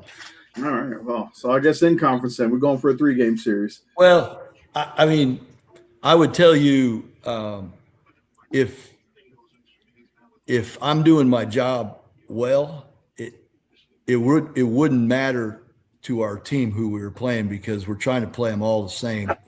But I would tell you, our probably our biggest rival, without a doubt, is just Nebraska. So you would enjoy it because the fans get after each other as much as anything. But I think both Will's guys and my guys they're playing each game the best they can play each game, and trying to be as consistent as you can possibly be. But that would be a good series to see. And then being from Texas, I mean, the best one would be to go Globe Life. See us play some tough teams early and see where we're at, and kind of get a feel for us, go from there. Okay. So I picked up on something you've talked about a couple times here. Iowa State not having a program. And you can feel free to talk a little smack right now if you want to, but why is now the perfect opportunity for Iowa State and Wisconsin to both start fielding baseball teams? Well, I don't know if there's a right answer to that, because I think all of us know that with the rev share world that we're living in, nobody's probably going to start anything new as they're trying to pump as much money as they possibly can into football and basketball and trying to survive. But I guess I would say this, Chris, and this is what I've always said. If you're in the Big Ten or you're in the Big 12 and you don't have baseball, then you need to have an asterisk by your name, in my opinion. Talk it, Coach. I'm serious. I mean, it screws our schedule up so bad. I mean, we got 17 teams now in our league. If we ever went to a divisional model, which is probably way too much common sense to ever do, but we need another team to make it even. And it just makes sense. And plus, now think about this: their summer team averages 6,000-7,000 a game in Madison, and they already have a facility that would probably let them use it until they got their own. So, with that being said, it makes, to me, zero sense for a community that supports baseball like they do in the summer to not have baseball. Is just it's just, to me, it's just sad, and it's a shame to our game. And one thing that might happen, Chris, and I keep saying this, and I've been a part of a lot of work and a lot of time that I guess was wasted up to this point trying to fight to move the season back. And I'm hopeful that even a couple weeks would help. I mean, all of us up here would like to see 3 or 4 weeks, but if we could get even 2 weeks, the amount of money we would save having to travel, and then we'd be able to recoup on the back end 2 more weeks in warm weather or home, maybe that would prompt those schools to maybe start. Because as a northern school, starting a baseball program when you don't have one, knowing you have to travel the first 4 weeks before you can play at home, doesn't make a lot of sense. And I think all of us on here, logically, not when we play baseball in college is absolutely the most illogical, dumbest. I don't even know what to say. I mean, it's idiotic what we're doing, and it's only for stupid reasons and selfish gain and all of those things that we hate about it. But yeah, I mean, just move it back a couple weeks, and then all of us become more viable in the North because we're not expending so much money to travel and play. Yeah, I've seen. I got the answer for I've seen those Wisconsin, years. though. Yeah. What's that? I got the answer for Wisconsin. They could play the Brewers ballpark until like what Minnesota would do at the beginning. I would say this. That would be fantastic, except I hate to, probably shouldn't say it, but I can't tell you how many times we've been scheduled to play at Miller Park against UW Milwaukee, and the grounds crew pulls the plug on us every time. So I'm guessing they have some grounds crew guys up there that don't want anybody getting in there that time of year and playing. Because I mean, we had even publicized it, had fans. I mean, the whole media, social media, and then they just called like a week later and said, "Nah, you're not playing. Sorry." So they're gonna say no. So you touched on the whole moving the season back a couple weeks. I've got a model in my head, and I don't know if it would work, and I want to bounce it off of you to see if you think it would work. Move the season back a couple weeks. Of course, we used to have a problem with the Major League Draft happening during super regionals. You're on the field playing, and you find out you've been drafted number 1. That model didn't work. Now there's a whole 4 to 6 weeks after the season is over before the Major League Draft. Terrible. I think move the season back a couple weeks. Now you're looking at late June, working into the 4th of July for the College World Series. Move the draft back up. Have it stabilized in one location at the Chuck, where college baseball players, it's my dream to get to the Chuck, but now we're going to hold the draft there after the World Series. So the World Series is over on Tuesday. First round of the draft is on Wednesday. Do you think that would work, and would it help grow the game? Yeah, I agree. That's a plan that a lot of us have been throwing around for a long time, because for whatever reason, when they changed the draft to where it is now, that absolutely is brutal for college coaches. I mean, you guys think about it. I mean, the draft's fickle. You don't know. I mean, you know certain guys are going to go, but then there's always a handful of guys that are 50-50 guys. And what do? You give their money away, you replace them, now we got a roster cap. I mean, it's brutal. And quite frankly, everyone I know in baseball, short of Commissioner Manfred, wants to move it back somewhere, be it early June 2nd, whatever, before the tournament even starts. Or to your point, Chris, I think, if you want to make a bigger deal out of it, which I understand what Commissioner Manfred wants. He wants to grow the game, and he wants our draft to be as important or as popular as the NFL and the NBA. The problem with that is the baseball draft is so different than those drafts. It's the only major draft that don't draft the best players in order. It has all these money savers and all this stuff that a common fan, they had no idea what's going on. I mean, they're calling, I hate the draft because my phone's blowing up from all these random people. They're going, what in the hell's going on? Why did they take that guy? Why didn't they draft this guy? And it's like, well, it's this long-winded, they made this deal, and they're going to take him in the 34th pick. He's going to get the same money he would have gotten the 22nd pick, but they're going to take the 300th player in the 7th pick to make him, so they have the money to, people aren't never going to get that. They're never going to grasp that unless it's a true draft like the NBA or the NFL, where it's traditionally the best players that team deems as the player that's the best fit for what they need. And baseball doesn't do that. So consequently, it's confusing. And I think it's fine. I don't have a problem with him wanting it to be a big deal. And I think they've done a really good job of making it into an event, but it's not going to be like that. So let's make it as big an event as we can at the World Series, to your point, and then help all baseball people. I mean, think about it. I mean, by the time a kid has to decide whether he's signing or not, we're less than 3 weeks from school starting. I mean, who are you going to find to replace a guy if you didn't plan on losing him? I mean, there's so many uncontrollables in baseball to begin with, but that's one that I wish that the MLB would work with us and say, you know what we're doing to those guys, that's brutal. We're relying on their players primarily, and American-born major leaguers, probably close to 80% are Division I baseball players, college baseball players.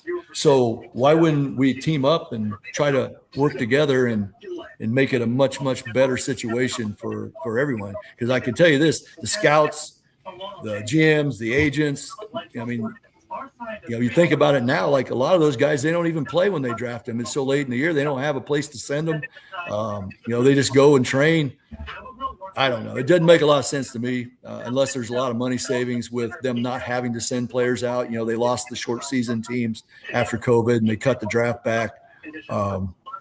But to me, let's help the college guys out a little bit. Give us at least 5 weeks, 6 weeks to try to find somebody to fill the hole that we lost when a kid signed that maybe shouldn't have.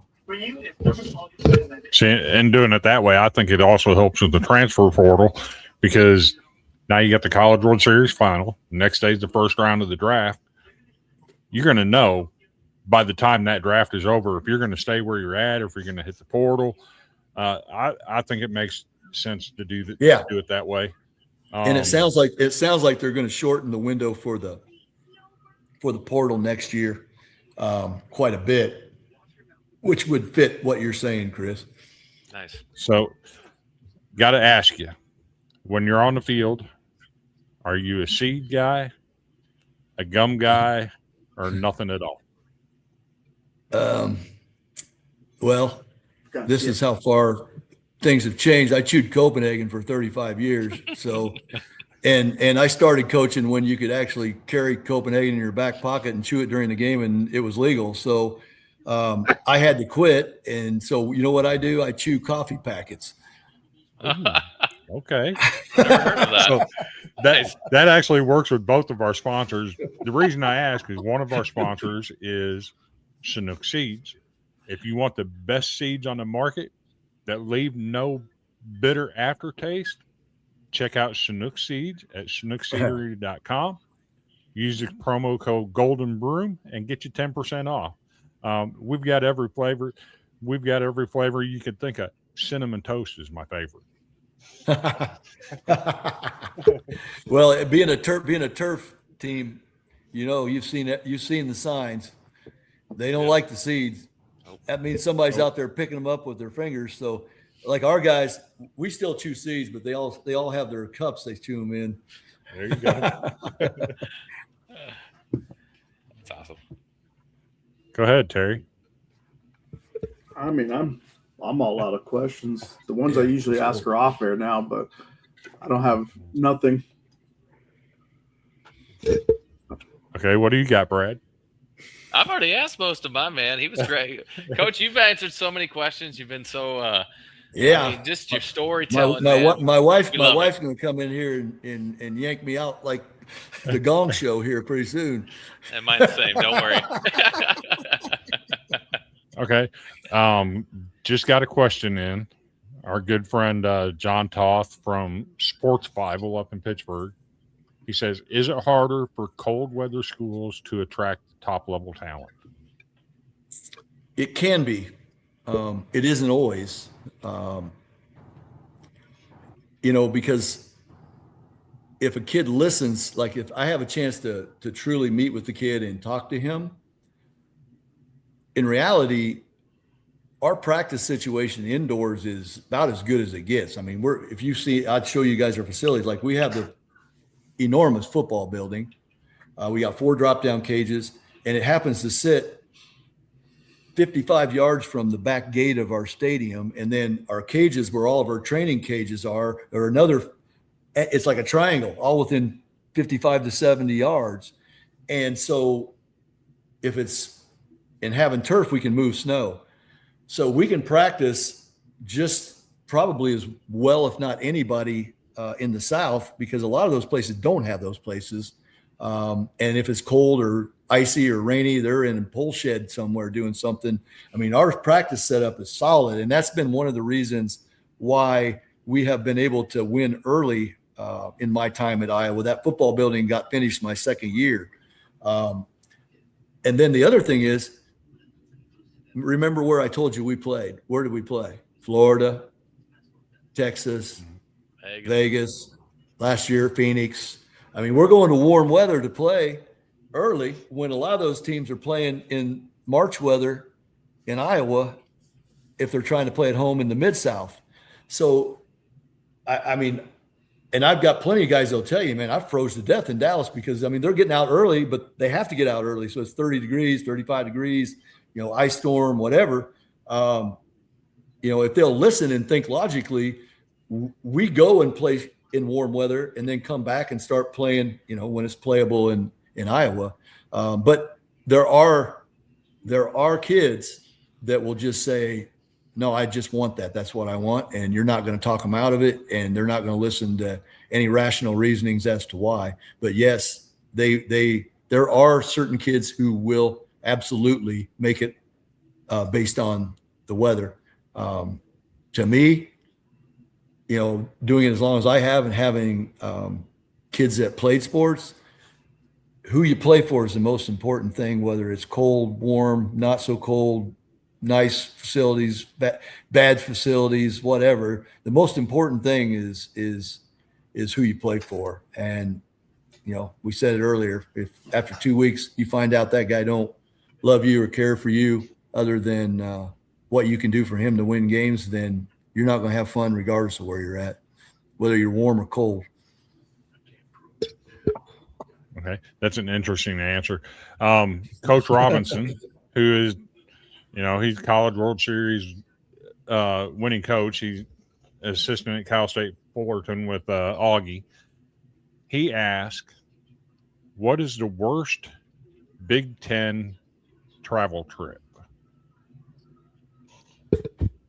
Well, it could be any number of teams based on how the flights shake out. You know what I mean? Because for us, we have to go Vanderbilt, or not Vanderbilt, sorry. We have to go Rutgers, Maryland, and then Penn State. I would tell Penn State's the worst because you can't get into State College unless you charter. And there was a flight that went from Cedar Rapids to Detroit to State College when I first came to Iowa, and for whatever reason, the Cedar Rapids airport did away with it. So it's next to impossible to get into State College. So like this year, we had to fly to Pittsburgh and then drive, and it's not a short drive to get through the mountains to get to State College. And then we end up having to stay Sunday night and come back Monday morning and fly back out of Pittsburgh. So that trip is rough. There have been times though, like this year, we couldn't get home from USC. That's the problem, and why you'll see I like to play out west, but it's with how the airline industry has changed the flights. You used to be able to get a late flight back and be home for the kids to go to class on Monday morning. Now that last flight leaves at 2, unless you want to take a red eye, and then you don't end up getting back until 8:00 in the morning on Monday morning. So what do you do when you head out to the West Coast? If your school won't let you miss class on Monday, it makes it really difficult to get back. And then Washington, the trip to Washington was brutal. This past time, 2 years ago, we had to play at 11 a.m. to catch the only flight back. Then we had to fly to Chicago because we couldn't get into Cedar Rapids or Des Moines. We got to Chicago at midnight, had to unload the bags, bus picked us up, and then we rolled into Iowa City at 5:30 a.m. on Monday morning. And then that happened also a time when we went to Rutgers. But then you can catch it, and you might catch one where you can fly out at 7 and get back at a decent time. What we found in the last 5 years, you'll book your flights way early and you got, oh man, they're all perfect. And then the airline will call you like 3 weeks before you're supposed to fly and say, we're canceling that flight. And then they'll change it to a time when you can't take it because you won't be able to play the game. Right. And then you're back hunting 3 weeks before the season. So not being a charter sport like football and basketball, that's what makes them tough. If we could catch good flights, none of them are all that bad because we're kind of in the middle of the country. We don't have to do the coast to coast. But going west, the time change hurts us coming back with getting home at a decent time to go to class on Monday. So that's kind of all the travel issues rolled into one. But as far as adding the teams in the Big Ten, I mean, to me, I love it. I think it's made our league, so much better. And going out there for us, we would have to travel 4 weeks, 5 weeks anyway. And then the Big Ten started playing conference play week 4 when we used to play non-conference week 4 and 5. So we're really not traveling any more than we were before at Iowa anyway, if that makes any sense. So it didn't really hurt us from a travel situation. It just made it more challenging. So, and I got one last question about the Big Ten. Brad is my witness. For about a period of 4 or 5 years, I would put in our baseball chat that, hey, I think Purdue is on to something. I think this is the year they make some noise. And it never pans out. They always end up bottom of the league. Last year, I finally got it right, and I said, Penn State's investing a lot of money. Watch out for Penn State this year. And sure enough, they go out, and they're scoring double-digit runs in 40 out of 50 games, right? They actually produced. Well, they fell on hard times this year, and then Purdue stepped up.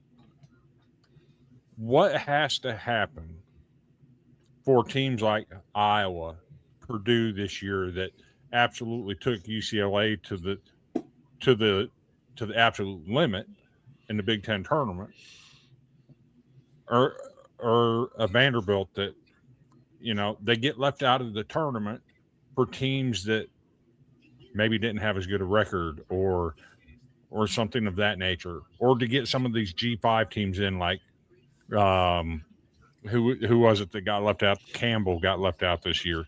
What has to happen to fix this tournament where the right teams are getting in? Well, you have to revamp the RPI. I mean, it's simple as that. The RPI kills teams who are landlocked with who they can play. And Iowa, unfortunately, Terry, because Iowa State and you and I don't have teams, I don't have any good RPI teams within a drivable distance to play. I mean, it just, so what do? Do you not play games because it's going to hurt your RPI? When we all know that too much weight is given to teams that beat teams on Tuesday or Wednesday anyway. You see crazy upsets all the time. Certain teams, they get in the tournament every year because of their ability to win the games on Tuesday and Wednesday against really good teams. When all of us are just really trying to fight hard and get our pitchers work and get your young guys innings and whatever. There's just a lot of things that are really wrong. I mean, at Iowa, everything has to line up perfectly. I mean, we have to win all the games we're supposed to win. And then sometimes that don't even work, because the RPI is never going to reward a team like Iowa where we're at location wise. And then like Washington's in that boat. The California schools are in that boat too. I mean, if the local California schools aren't good, who are they going to play? They can't play anybody else in the midweek. You know what I'm saying? And I know when we were talking right after COVID, when we were trying to move the season back, one of the issues the California schools had, they didn't disagree that the season needed to move back. They said, if we move the season back, then we're going to lose all those teams coming out here that are good RPI games for us, and we're getting screwed over in the RPI and the NCAA tournament. We're getting good teams left out because we're landlocked and we have to play the teams we have to play until they change the RPI. Why would we vote to move the season back? Because it's going to keep those teams from coming out here. So they need to rework that, and they need to change it completely, because and then the other thing, we can talk till we're blue in the face, and the things I hit on would help a little bit, but until you move the season back and we don't have to go play the first 3 or 4 weeks at teams that are practicing outside since January, and we haven't been outside one day, and we're having to fly and travel, and our guys are getting beat up by the travel, and we're getting their officials, their umpires, all of that stuff. I mean, it's laid out for them to win all the games early. And then the RPI just builds. I mean, it's insanity. It would be like if college football said, all right, everybody north of the Mason-Dixon line can practice outside, but everybody south, you guys have to practice in a gym. And then, by the way, you have to open up with Michigan. You have to open up with Penn State. You got to open up with Iowa. And then you have to go back and practice in the gym till the temperatures drop enough that we feel like it's safe for you to go outside. Would that happen? I mean, that's what it is, and we let it happen. It's just insanity. Listen, I've seen where we haven't had a home game until April, and it's just like, what? Like, you're 2 months into the season already, and you haven't even played a home game. It's crazy. No, I mean, no, it's crazy. And then one year we were 19-2, best start in school history, and it just happened to be the year that our women's basketball team was playing in the national championship game. I mean, nobody even knew we were playing, which they shouldn't, because we don't market our sport properly. We need to be marketing our sport when baseball starts. We're the only major sport that doesn't market it with the start of the football season or the basketball season. And if we did, I mean, just think of the money and just think of the interest. I mean, it's already a great game, and it's already as good as it's ever been, especially late in the year. But just think of all the money the Southern schools would make too, because nobody's going to those games when basketball's going on, wrestling tournament, women's basketball, all that stuff's going on. We should be training and giving our guys enough time to ramp up properly, and all the things that a baseball team should be doing to get ready to start in late March when baseball starts. If we marketed our game at the start of the major league season, it'd be the best thing we could ever do. Yep. Definitely agree with that. Well, Coach, I appreciate you coming on. All right. I'm gonna give you the floor for just a minute to give out any shout outs that you want to give out, to name where people can find you on social media, those kinds of things. So at this time, take it away, Coach. Shout out your people and your social medias. No, I just really appreciate you guys having me on. And social media, that's a good question.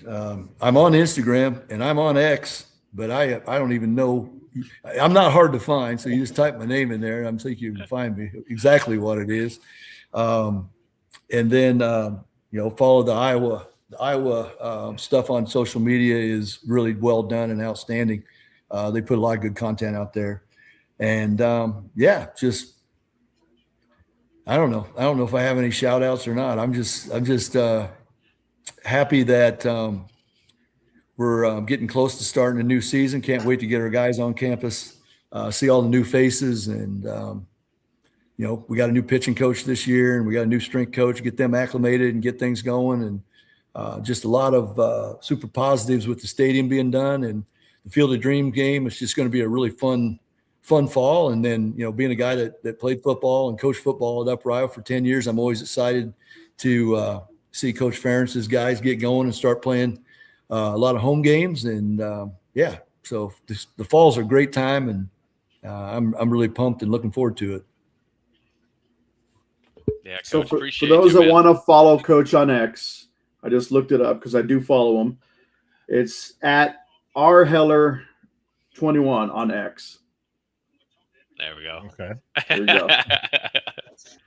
But I thank you, Coach. Also, usually I say ask for a couple minutes of your time, but you gave us plenty, so I'll just shoot you a text.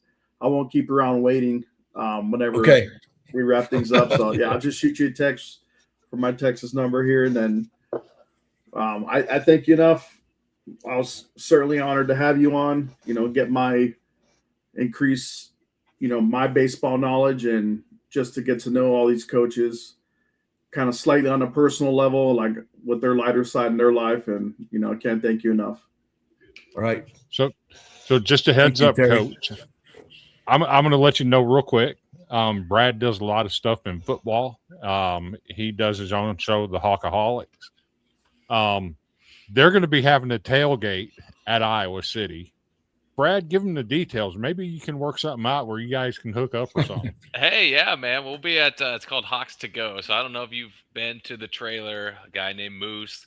They do. Tell me what location. It's it's in catty corner from the stadium. They do the shots Because for the I'm hospital. usually. I mean, we have recruits.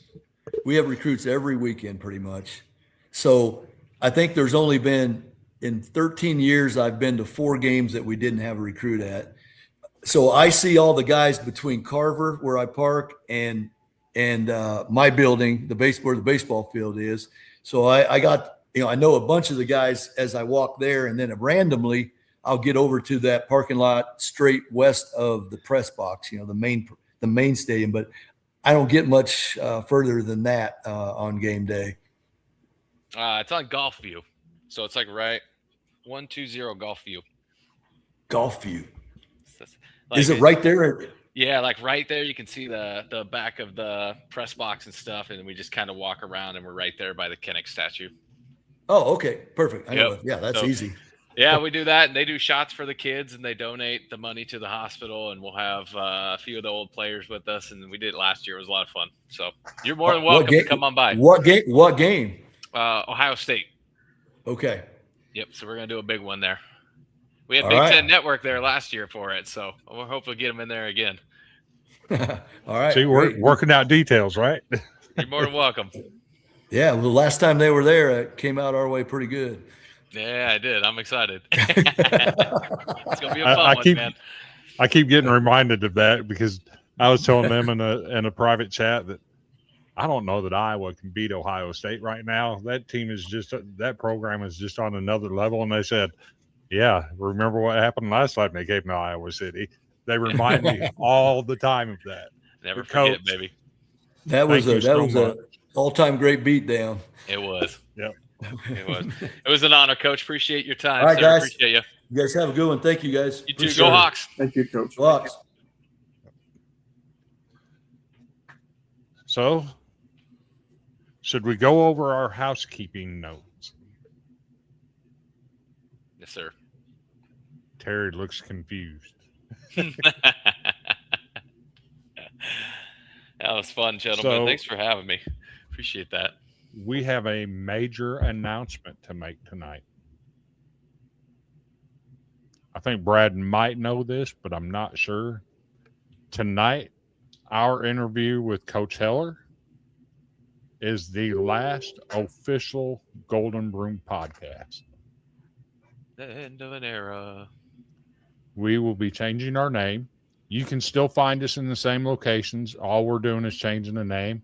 It's going to be called Sports Empire. If you And part of remove the us from reason- the studio, you'll see the logo. And part of this is the Golden Broom, when it was founded, is something of that me and Cody did. It was our show. Cody's no longer with us. Terry has taken his place. So we need our own identity, and it's time to revamp. So we came up with Sports Empire. It's not going to be baseball niche like the Broom was. We're going to cover all sports, whether it's baseball, football, soccer, golf. Terry's working on one of the best golf coaches in the country right now, trying to get him on. We're going to cover all sports. That name change officially takes place on August the 1st. And like I said, we're going to keep the same socials. We're just changing our name. So you'll be able to find us under Sports Empire going forward. Our next show, next Sunday night, will be under the Sports Empire umbrella. So that's the major announcement. Do you have anything else, Terry? Yeah, so for our first interview in the new era, we're actually going to dip into the world of football. And I believe this college is out of Tennessee, Lane College, Yes, sir. correct? So for Lane College, we got head coach Stanley Connor, who will join us for the very first episode of Sports Empire. Excited Now, for you guys. for this coming Wednesday for my show, Terrible Talk Sports, I have the honor, and I'm thankful, and shout out to Kentucky State football head coach Felton Huggins for this. But next week, I will be welcoming to the show former Kentucky Wildcat coach Hal Mummy. Now, if that name sounds familiar to some of you guys, he's been credited for inventing the air raid offense and one of the, godfathers of it. And he has a pretty good coaching tree. One of the people he used to coach over, rest in peace, is Mike Leach. So I'll be having him on this coming Wednesday, 7:30 Central. So just keep an eye on the socials. And if you want to follow me on X, I have my profile listed right there, Terrible Terry 83. I don't know if you want to give we have the same socials for the 100 and some people watching. If you haven't followed us, follow me on X. Chris, if you want to mention, you should keep in the social the same. If you want to mention the Golden Broom, and Brad as well, if you're, wanting to mention your podcast, go ahead. And Chris, you want to go first? Yeah, the Golden Broom podcast is on Twitter. It's going to change names to Sports Empire Podcast. That's where you'll be able to find us. Our Facebook is going to undergo the same change. It'll go from the Golden Broom Pod to Sports Empire Pod. YouTube will go under the same change. Me personally, you can find me at Bandy Backers, as in, like, instead of a linebacker, I'm a Bandy Backer. That's my Twitter handle. That's the main account that I run. And Brad, tell us the updates on Hawkoholics. What are you going to do this year, and where can they find you? Yeah, man. Well, first of all, thanks, gentlemen, for having me. That was awesome. obviously running a Hawkeye podcast. That's been a man I've been wanting to chat with for a while, and he was phenomenal. He didn't disappoint. So, but yeah, man, well, you can find us we're only on Facebook and X right now. Obviously, we'll transition as we grow, but on X, we are Hawkoholic 319. If you want to give us a follow there, and then just on the Facebook, it's just going to be the Hawkoholics. So we're about to kick off season 3. We're excited. We got some guests already lined up, some former players, and then we already touched on it with Coach. We're going to have a pretty big tailgate show again out at Ohio State versus Iowa game at the Hawks to Go tailgate. It was pretty awesome last year. Had a bunch of the 2015 Iowa Hawkeye football team there, and they're going to be joining us again, and it's just going to be a reoccurring thing. So we're about to kick this season off, and tune in to see where we got Iowa going, because I think some people will be shocked at what we have to say about them this year. So I know Chris might. I'm never shocked by what you guys have picked for them to do. Never said it until this year. You'll have to tune in. Oh, wow. That's going to be wild. Yeah. Hell yeah. Well, are all hearts and minds clear? Feeling good. Time to feel my belly now. That sounds good. That's actually what I'm fixing to be doing. But until then, we'll see you next Sunday night. Same Absolutely. Great time, 6 p.m. Sunday night. Same great place, except for the name will be different. It'll say Sports Empire Podcast. YouTube, Facebook, and Twitter. Until then, y'all rest easy. Have a great week. And I'm on my way to the couch.